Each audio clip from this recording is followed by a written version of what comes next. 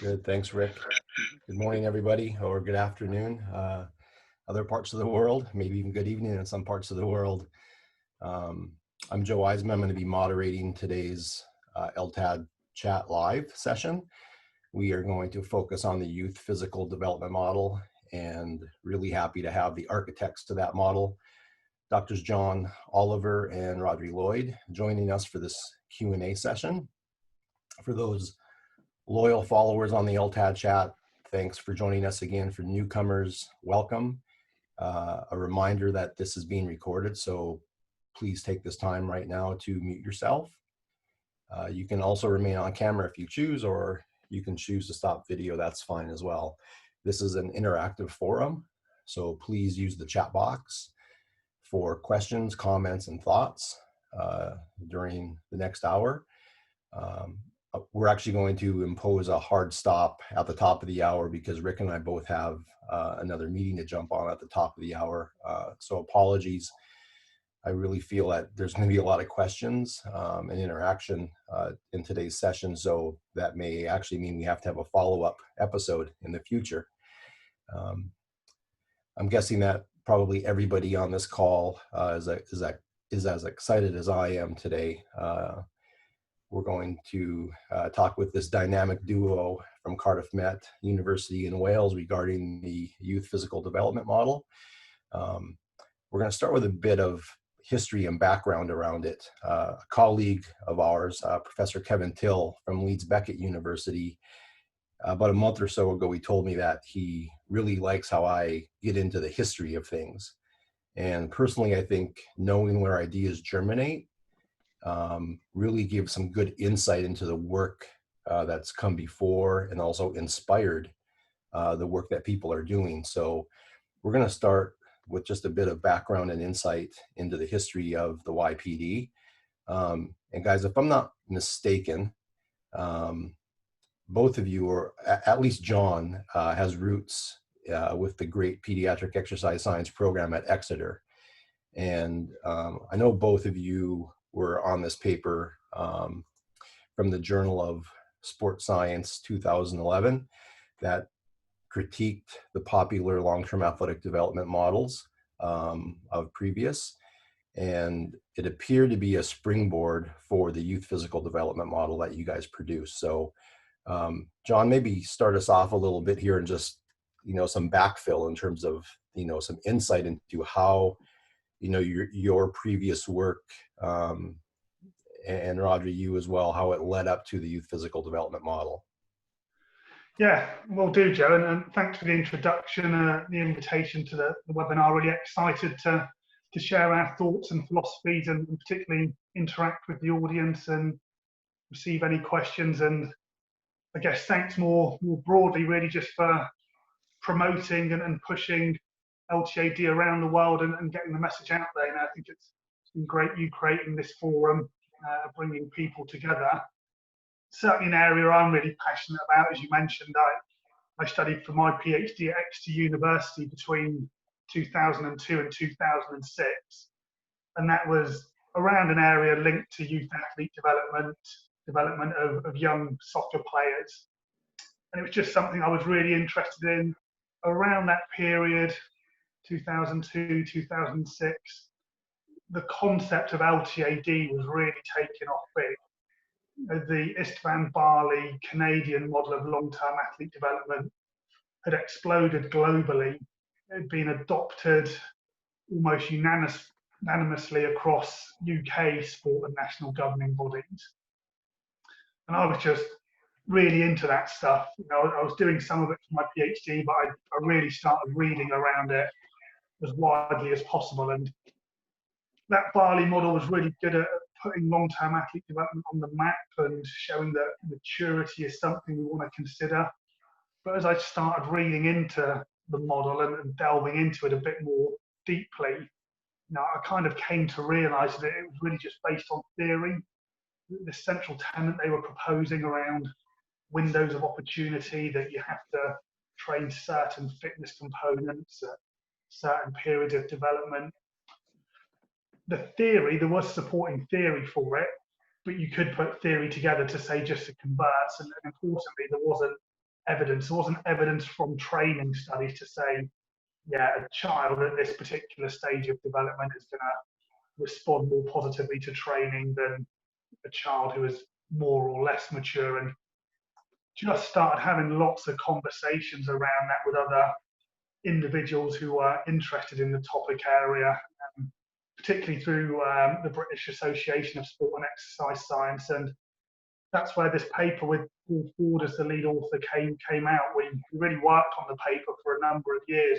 We went and looked at all the evidence we could find, not just around natural development, but how children and adolescents respond to training. And our conclusions from that evidence at the time were that it just didn't support that Canadian Barley approach, which had really been just accepted, certainly within the UK, and I think in a lot of places worldwide, without a lot of empirical scrutiny. So we came together as a group to write this paper that actually got written a little bit earlier, took a while to go through the review process and get published, as is often the case. And it got a lot of attention, more than we ever anticipated, I think, really. I think it really hit a nerve with the audience. It got some interest going in a lot of areas. And that was good to see. It was promising. And even now, it's one of the most read papers in the Journal of Sports Science History. So we're immensely proud of that. I think from mine and Rhodri's perspective, being involved in that paper, and particularly from our perspectives with a real strength and conditioning focus and background, and some of the others on the paper as well, but particularly me and Rhodri, we didn't want to just criticise one model without putting something else together. It felt like we were only kind of doing half a job. So Rhodri and myself really went back through the evidence to see what we could find around trainability in youth populations. So we found as much evidence as we could across all the different components of fitness and training, across training younger, immature children, children going through a growth spurt, children who are both mature. And collectively, our interpretation of all that evidence, which we certainly stand by, was that it was all pointing to the fact that children and adolescents could always respond positively to training. We could always make improvements, whether it's strength, speed, power. So that was a really positive message, but there were some nuances in there about what might be underpinning those training adaptations around some sort of developmental perspectives in terms of how the central nervous system develops, how the onset of sexual maturation and the growth hormone and circulating androgens then kick in. So we use the empirical evidence around training together with our knowledge of, I guess, developmental factors, particularly developmental physiology, and brought all that together to offer an alternative model that was really geared towards strength and conditioning, the thing that we were most passionate about. And that led us to the youth physical development model, which again, we very much liked what we pulled together, but we didn't have great expectations of where it would lead to. And actually, it was really well received, and again, that was encouraging. It's been a great journey since then. We're 9 years on now, or 8 years on from the YPD being published, I think. So time has flown by, like it does for all of us. Yeah, John, thanks for that lead in. That really kind of takes us up to the YPD, or the Youth Physical Development Model. And Rhodri, maybe you can jump in here and if there's any other background or insight that you can provide us, please do so. But maybe for those who aren't familiar with the Youth Physical Development Model, if you could kind of walk us through it as well. Yeah, by all means. Just to echo John's words, thanks for the invite, Joe, and sort of following the footsteps of some really good speakers on the webinar. So thank you for that.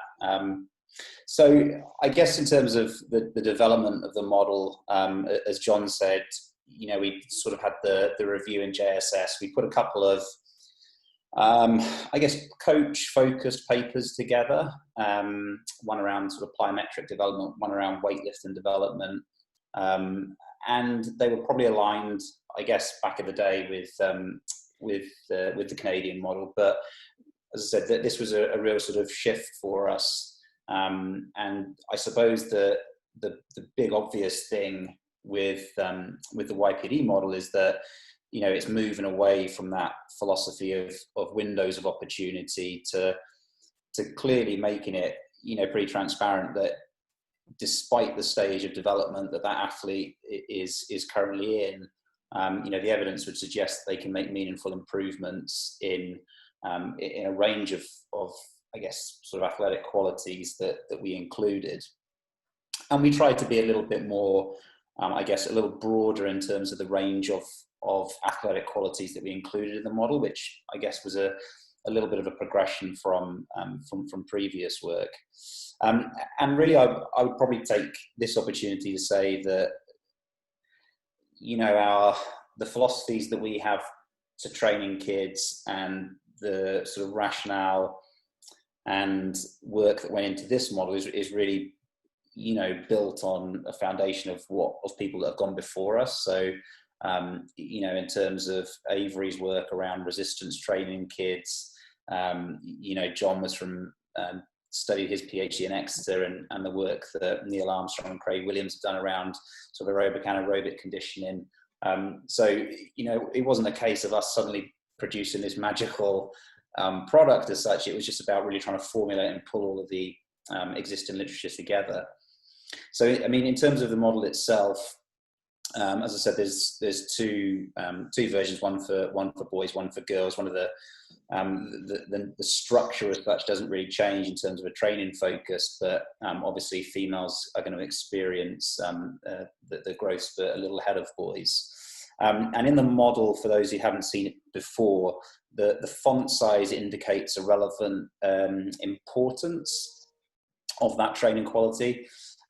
So we'll see that from, you know, the ages of 2 through to adulthood, in this model, we put a fairly strong steer around developing movement quality and movement competency alongside strength qualities. And I guess we sort of wanted to do that unashamedly, really, given the fact that a lot of athletes we were seeing or we had come into contact with were constantly showing potentially good competence in their sports skills, but really weren't able to demonstrate good quality movement when they were in a more of an athletic training environment. And I think for us, in terms of our views on this, we don't tend to sort of partition movement skills and movement competency away from strength, but we see it more as a combined approach. So if anyone has had the misfortune of listening to me at a conference before, you know, I always sort of make this same statement of, you know, it's like building a wall, but forgetting to put the concrete in between the bricks. So you can have beautiful straight lines and good quality movement, but if the child is unable to produce and absorb force correctly, you know, then their performance is probably going to be limited. And importantly, I think from an injury risk perspective, they're probably going to have a heightened risk. So that's a clear steer, and it's from an early age, you know. So we've sort of said here, we've got the starting age of 2. Are you expecting 2-year-olds to be repping out in a gym? Of course you're not, but it's about providing, you know, that age group with, I guess, more open, creative opportunities to explore movement, but still having this emphasis on trying to develop, I guess, these qualities. And, you know, Jon, I think would probably agree with me, you know, we're fairly big advocates of kids getting involved with gymnastics from an early age, just to develop those abilities to handle body weight, develop their sort of proprioceptive and kinesthetic awareness. So that's really the initial stage. And then as you move through the model, you know, the sort of light shaded boxes in each version will denote these sort of neurally driven, probably age relevant type of adaptations. And then once you get into adolescence, then it's probably going to be a combination of ongoing neural change, but then also some architectural, some structural changes that come into play. I heard a comment or a question on a webinar not so long ago, and someone raised a question around the inclusion of hypertrophy in the model, and almost challenged its inclusion.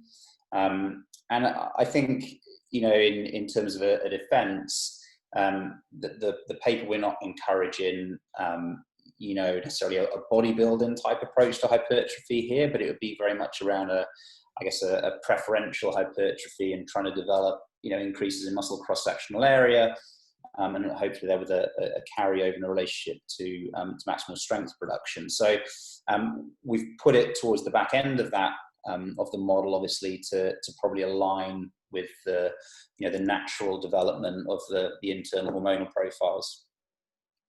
I guess endurance and an MC, so that's metabolic conditioning, that's a fairly low priority during childhood, but it increases in priority as we go through. Now, that is not because we don't think it's important. It's just that certainly within the UK, potentially some of the activities that kids are going to be involved with, whether that's through their sports training or whether it's through phys ed, might be a little bit more aerobic in nature. And if we're working on a premise that we may only have a small snapshot in a given week to give some training exposure to these kids, it's a little bit about where's your biggest bang for your buck. And that would probably come, in our opinion, from more of these neuromuscular type training qualities. And then I think probably just two final things. First of all, in terms of the top two rows there's a general shift in this original model between fundamental movement skills, FMS, and then SSS, which are our sport-specific skills. And really that is just to try and emphasize that, you know, in these early stages, these developmental years, we're not trying to drive kids into highly specific movements for their sport, but we're trying to develop a broad range of movement competence in more general sort of foundational movements that will then hopefully supplement their a greater emphasis on sport-specific stuff at a later stage. And then the final point here, just I guess, is around the training structure and a general philosophy of moving from unstructured type training and learning environments through to probably a greater structure and a program. And I think there's been some stuff of late around you know, the use of learning opportunities for kids. I think that's really, really important, and allowing kids to explore and experiment with movement. But we, as a group, I would say we have a fairly strong opinion that there still needs to be an element of coaching and an element of movement correction where appropriate. Obviously, when you have very young children, that's obviously going to be a small degree of input, but I think it's more, even at those stages, it's more than just setting up equipment and letting kids have a go. There has to be an underlying element of coaching and teaching, I think. So I think that's hopefully given a bit of an overview. Yeah, outstanding. It's the sort of insight that we don't get from reading the paper. So, you know, thanks for sharing that. I just want to provide a bit of a clarification, because a few times we refer to it as the Canadian model.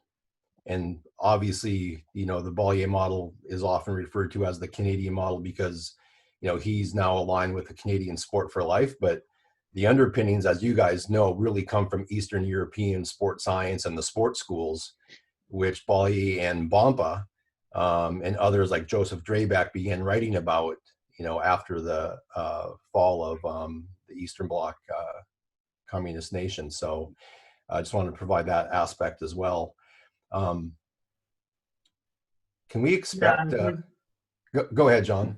Yeah, that's absolutely right, Joe. And we think Barley used a really good resource that an author called Viru pulled together that was really extensive in describing the physical development of youngsters going through pre-puberty and into maturity. And that's a real seminal paper on physical development across all components of fitness.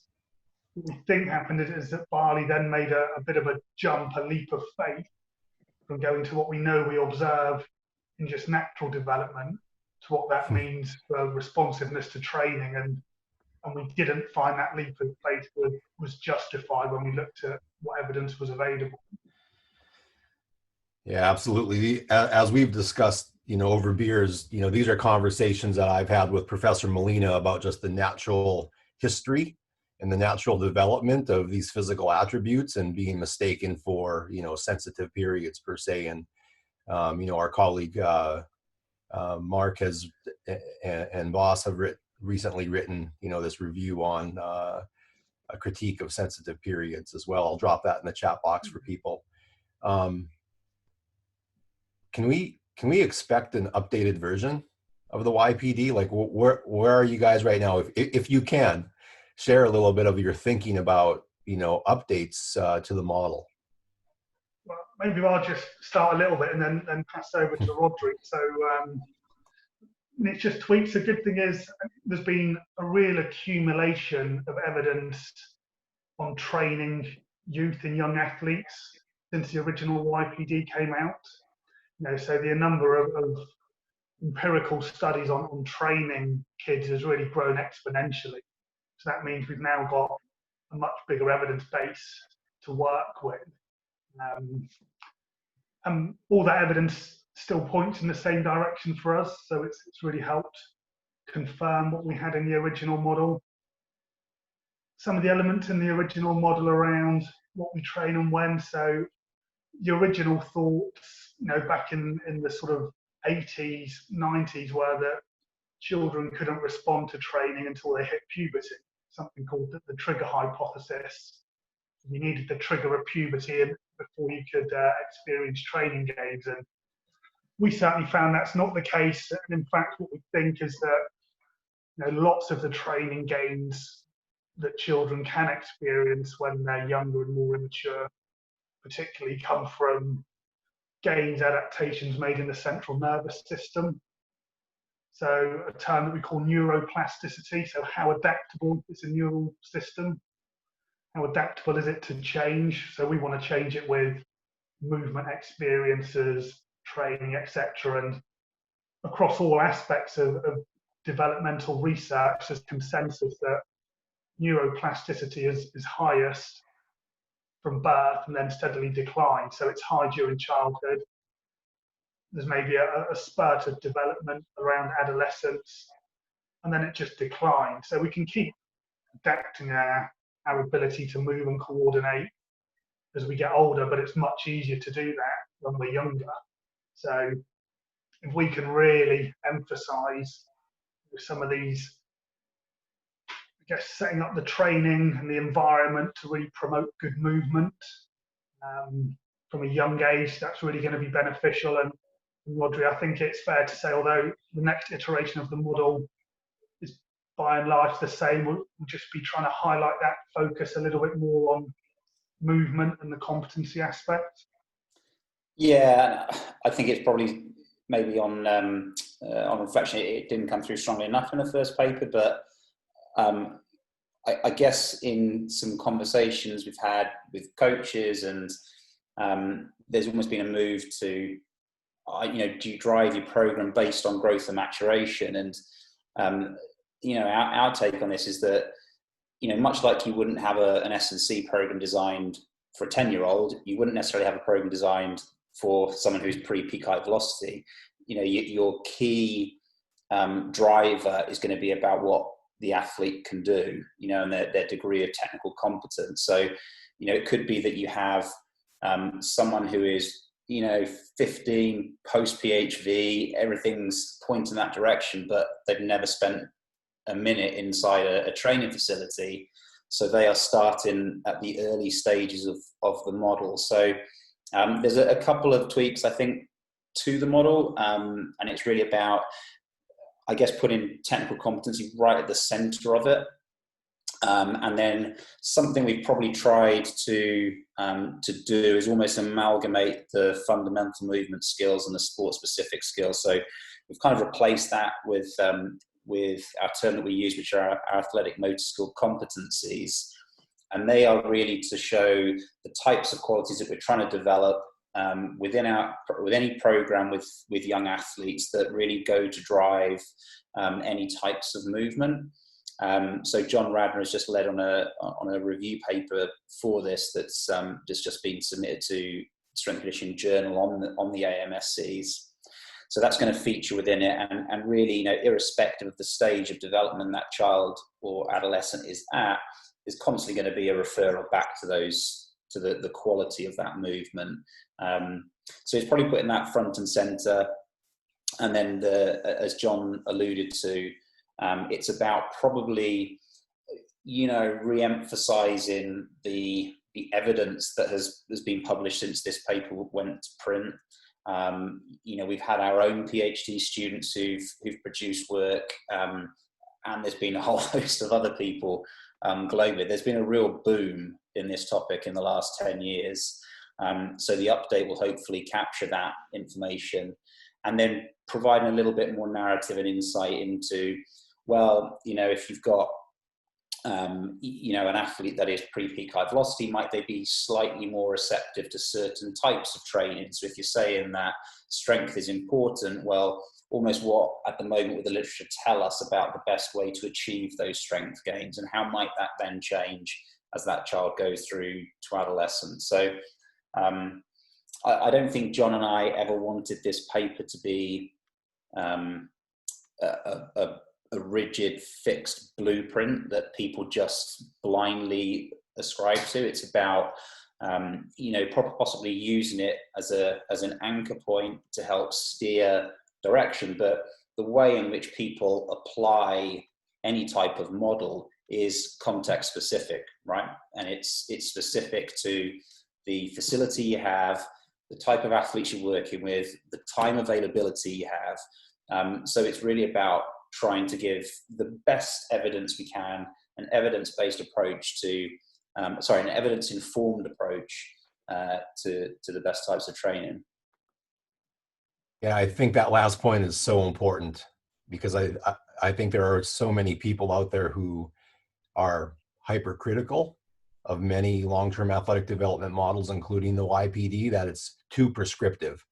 And you said it so well, Rhodri, that it's not meant to be prescriptive, right? It's a blueprint, it's a framework, but there's flexibility.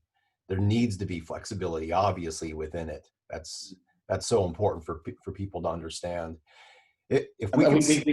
Sorry, Joe. We tried to do a similar. So John and I were involved in the NSCA position statement LTAD, yeah. and we wanted to take the same approach and same philosophy.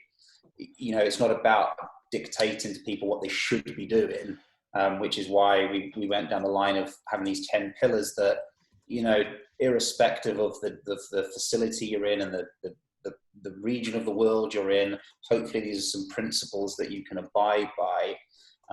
But it's not this, you know, nothing is meant to be rigid because it's so context specific. Yeah, if we could stay on this topic about, you know, expanding the model and whatnot. Both of you were on the supervisory team for Andrew Picardo, and he put out this paper about integrated models, and using a lot of the, I call them standalone papers that you did, the speed paper, the plyometric paper, so on and so forth, and kind of patched it together with, you know, with the YPD and some of the other long-term athletic development models in terms of the stages and whatnot. And I've actually gone in and done some tweaking myself with it and started thinking about, you know, and I hate to say this because we just talked about being prescriptive, right? But specific exercise protocols for each physical attribute across that developmental timeline. Because again, people look at the model and, you know, the model that's on the screen right now, and they see, oh, speed, power, strength. Oh, but what should I be doing, right? Many coaches think, you know, recipe book. What should I do on Monday morning? What should I do at this age, at this stage, whatever, for speed or strength or whatever? So where are you guys at with, you know, I'll use the word prescribing exercise protocols based on a specific physical attribute within the model at specific training ages, maybe more specifically? Well, I guess firstly, I'd just say Andrew was a great PhD student. He's finished, but he was a real coach. So he was coaching as an S&C coach in a high school in New Zealand. They had no facilities, they had no gym. He did some fundraising. He got the kids together. They built a gym. They converted a room into a gym. He's now back in America as a high school S&C coach. So everything he was doing, he was combining research and practice. He was kind of walking the walk, so to speak.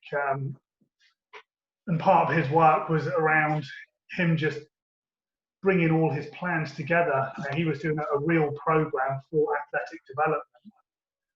So he was looking at how can he have resistance training and weightlifting at the core of that as part of his key interest, whilst also having to develop speed, agility, power qualities in the young athletes he was working with. And as you say, Joe, there's a lot of maybe standalone papers out there that offer ideas.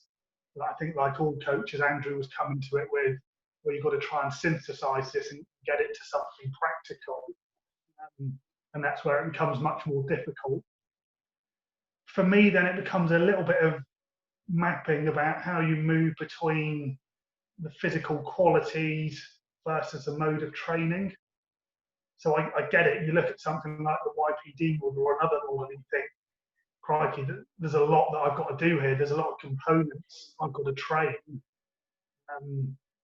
But actually that doesn't mean that they all have to be trained separately, depending what type of athlete you've got. Is it just a child? You're trying to get them physically literate for good lifelong participation? Is it a young athlete that you're spending a lot of time with?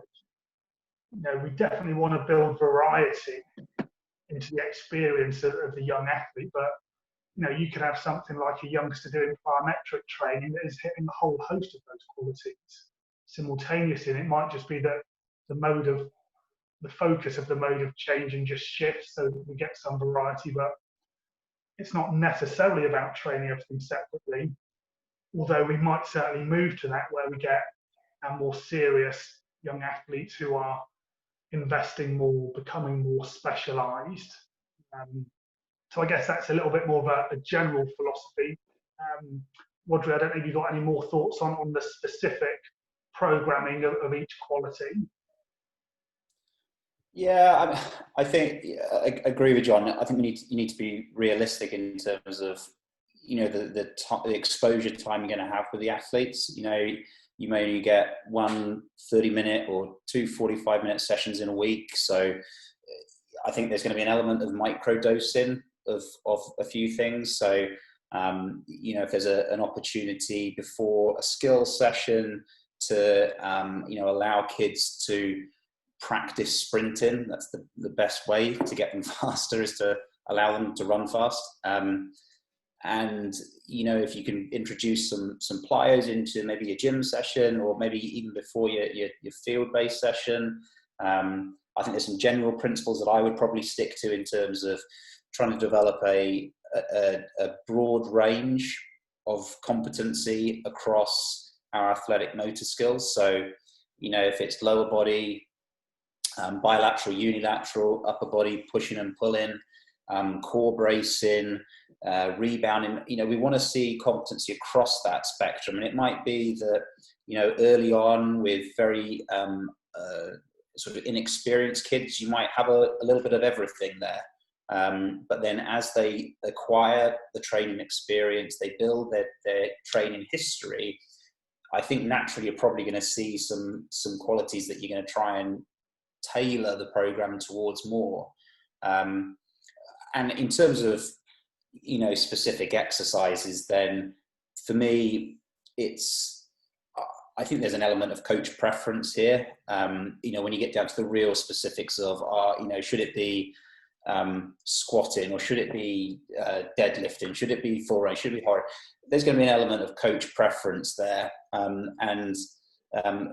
guy who I've admired for a number of years now, Duncan French, I think he says it great when you should be training for the type of adaptation you want, not necessarily being too concerned with the type of exercise.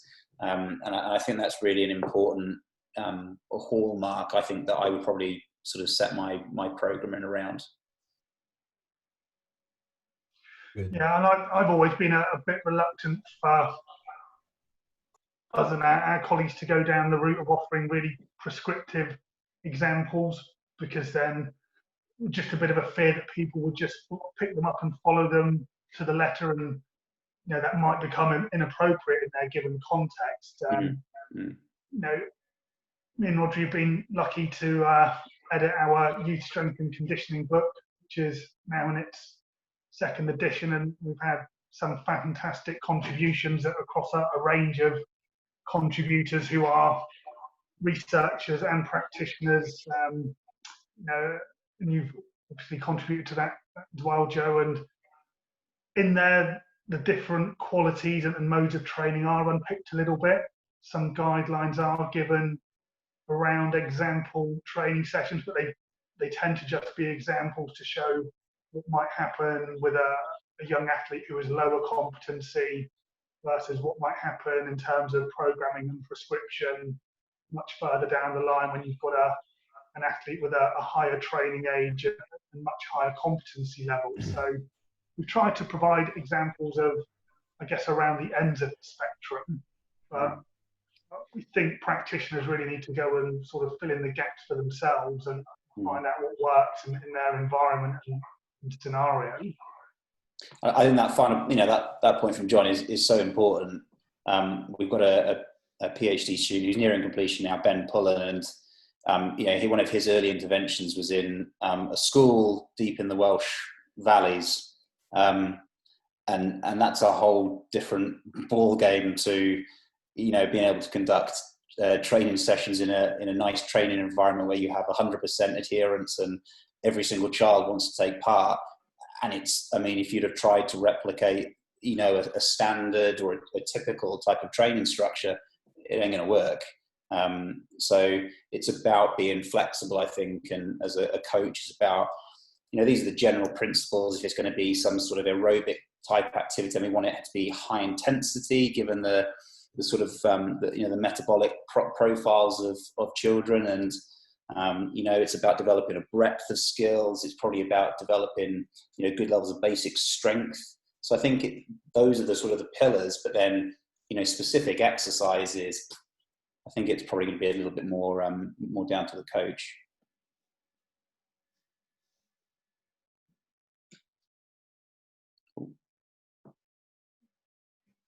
Last question related to the models here. What went into determining the training structure? So on the bottom here, unstructured all the way up to very high structure. What was a thought process and the age cut points maybe around that?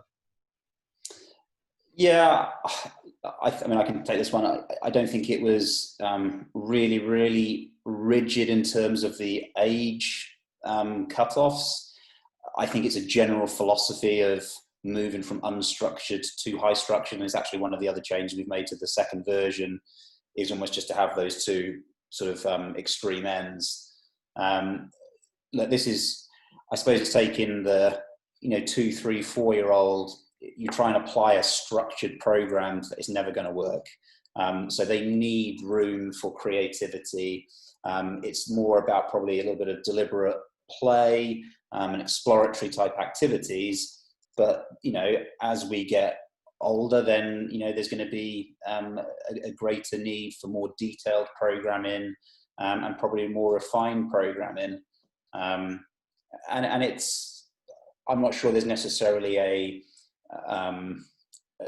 perfect formula to how structured should it be. Again, I think it needs to reflect the groups that you're working with. So Sylvia Muscos, is one of our PhD students. She's done some amazing work really in the LTAD sphere so far.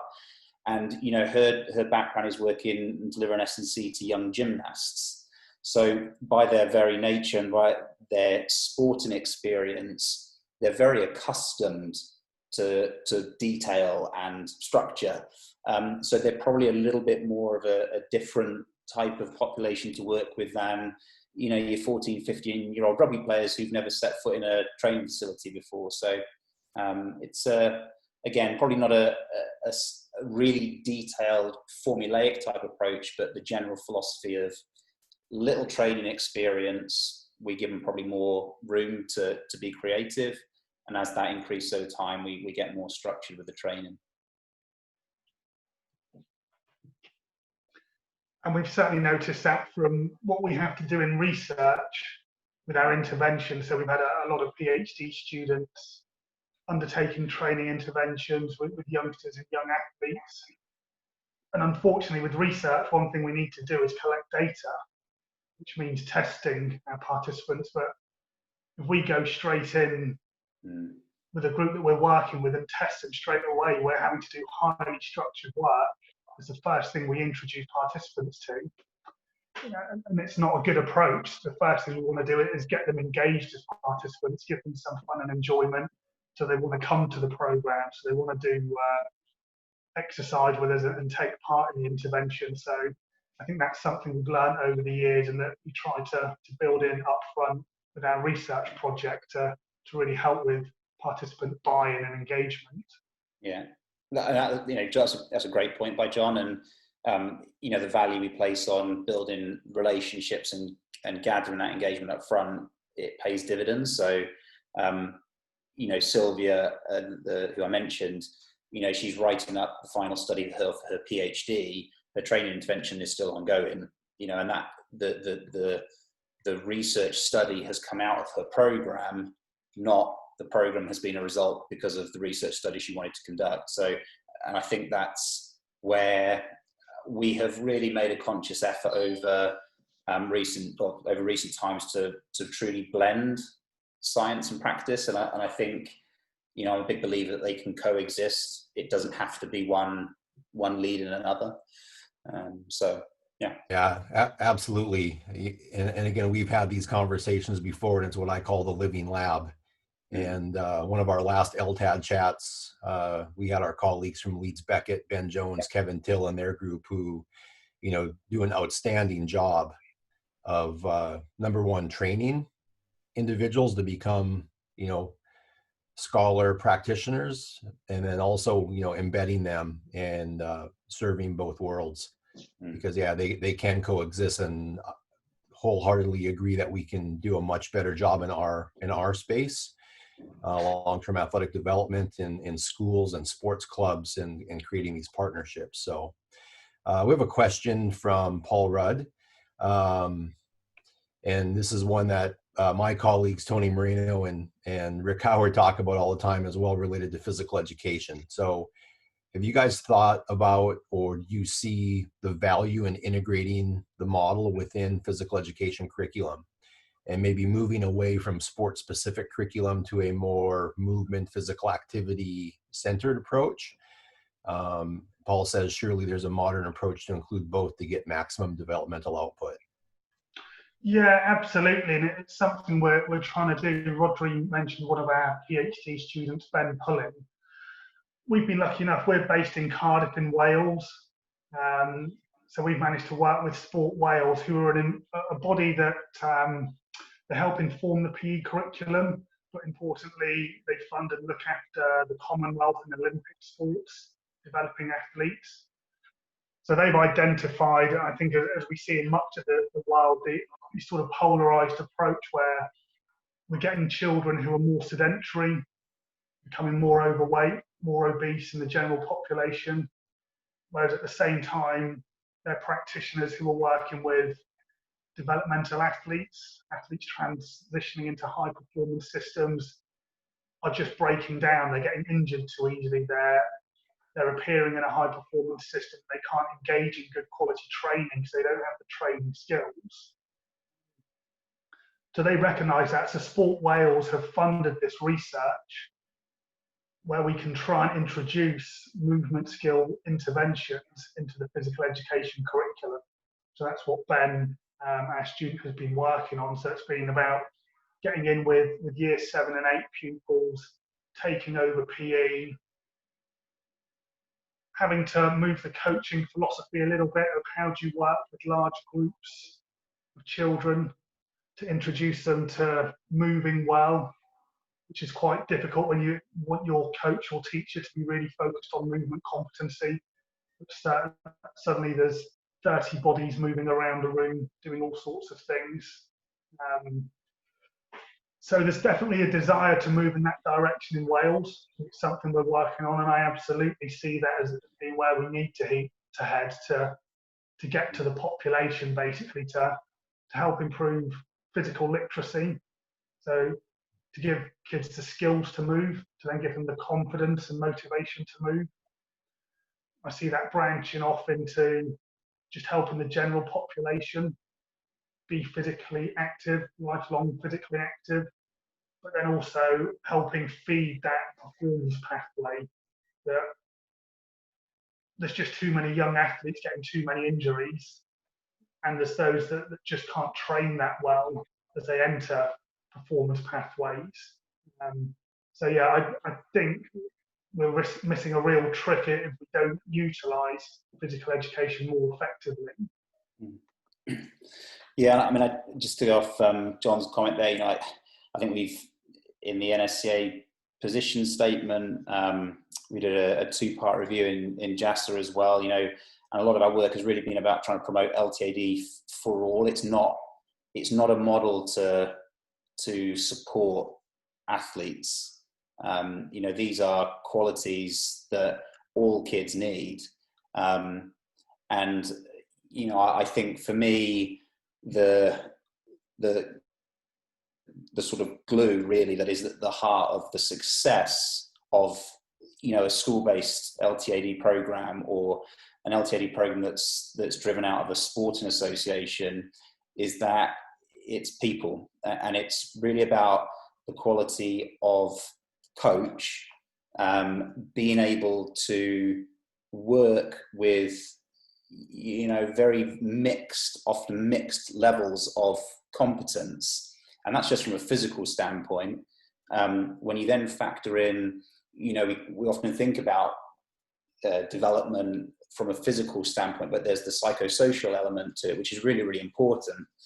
So, you might have a class where you've got mixed abilities, mixed maturity levels, mixed psychosocial capabilities. So you've got to have a practitioner there that can really bring that session to life, is able to differentiate across those ability levels, is able to communicate with kids on different levels, is able to, recognize when a kid is turning up to a session and not necessarily, presenting in the normal way that they do. So, for us, I think we often talk about investing in coaches, and it's so important that coach is central to the program. And that coach has the knowledge base. They understand development, growth and development. They understand training science and how to prescribe exercise. They understand how to coach, but they're able to teach, and they're able to work with those kids on a number of levels. We have a question from Candace Hoffman, related around this idea of the growing concern for higher injury rates of young athletes, potentially connected to early sports specialization. And the question is really on, have you observed anything where the transition from multiple to single sport might be applied to the model? I think certainly in the new edition of the model, the upcoming iteration, we will be highlighting injury prevention as being a bit more prominent as well. So it reflects a shift in my own philosophy. I probably developed as a lot of coaches where I very much came from a performance perspective when I first started out, till actually I've become really concerned about injuries and also excited about the benefits of strength and conditioning for our young athletes for injury prevention. But there's so many things that go into that mix. It is a difficult one to handle in some regards. Certainly there's plenty of literature and evidence that supports early specialisation, yes, causing injury risk. I think just specialisation per se, the two go a little bit hand in hand. It's a little bit unavoidable that when we get individuals doing higher volume of training in a particular sport, injury risks are going to go up, they're going to have more exposure, etc. But what can we start to do to mitigate that risk? And too much training volume is definitely an issue. It's more of an issue where it's too much training volume of just doing the same thing over and over and over again. So actually, let's use strength and conditioning to, one, break down that monotony, take out some of the repetitive training, and actually replace it with some good quality prehab and injury prevention work. So we're basically getting a double whammy. We're removing some of the repetitiveness, but what we're also replacing it with is training that can protect the athlete. So I think that mindset of using strength and conditioning for injury prevention has to be more prominent than just using it for performance enhancement. And we'd have to look at training quality as much as training volume. I don't think volume per se has to be the issue. It's what's going on during that contact time with the athlete. I think if you use variety, you can do lots of different things to get a lot of quality and a lot of volume if it's required. Yeah, John, I think everybody on the call agrees with that. This is a bit of an echo chamber sometimes. So I always ask my million-dollar question, right? How do we get coaches and parents to buy into that idea and philosophy? And sometimes, to be honest, our athlete development programs will by and large look the same for any group of athletes, because we believe in the underpinning philosophies of need to develop general athleticism, a broad range of athletic qualities. There's types of training that are suited to that, but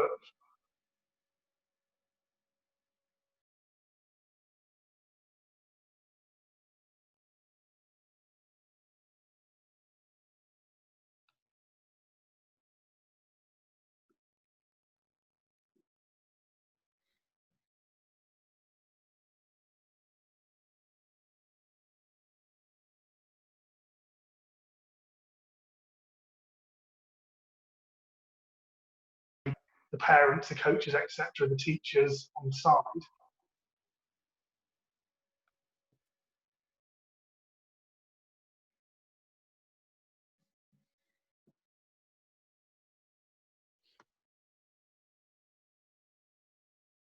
Joe, you still there?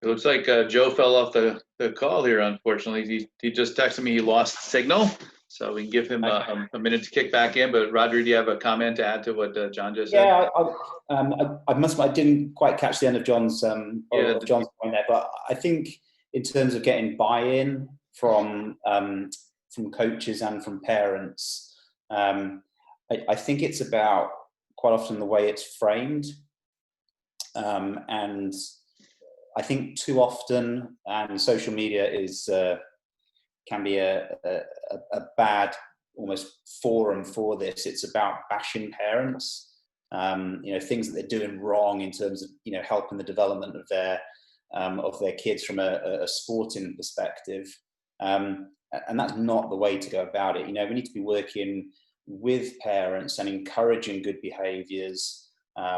Working with coaches, and I know it's never a perfect environment, and some coaches will have very distinct philosophies about the way things should be doing, and ultimately we are always in that sort of facilitating role from a sports point of view, but I think whenever we're trying to get that message across to coaches, to governing bodies, to parents, it needs to be framed importantly, and it's about educating and educating at the appropriate level. So for some parents, they're just going to want to see your top 5 tips. What is it that I need to know about the program? I think for other parents, they genuinely have a vested interest in how their child is doing and what they should be doing. So that's when hopefully more of the detailed information, the detailed documents will still might become more appropriate. But it's something that will take time, and it's kind of interesting thinking back to when John opened up there and he was talking about his PhD, and then I became John's PhD student, and I just think back to those days, late sort of 2000s to this point in time, and the field has moved on a large, quite a large distance, but there's still work to be done in terms of building that presence within the right sort of associations and governing bodies that we want to, but it does take time. And I think, hopefully the accumulation of evidence, and then importantly, converting that evidence and making sure it's in a digestible manner for parents and coaches becomes really, really important. Great.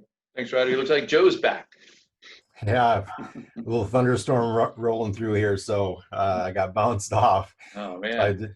I'm assuming we wrapped up with that last question about where they wanted to see YPD going. Mm-hmm, we did. Yeah. We John froze a little bit, so we got through it. Okay, excellent, good. I want to thank you guys, Jon, Rhodri, for coming on today and sharing some really great insights into the youth physical development model and really children's and adolescent physical activity, fitness, and development of athleticism as a broader topic. Thanks for everybody, for questions and being on today.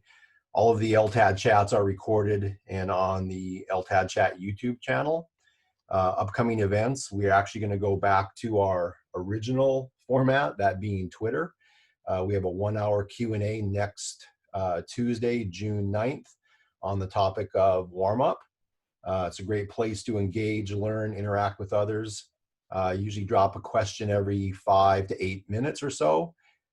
People can, again, put forward their response and interact with others. So again, you can explore all of the previous topics if you just go to #LTADchat or follow my account at Joe_Eisenman. The next live session will be in 2 weeks, Wednesday, June 17th. The topic is weightlifting.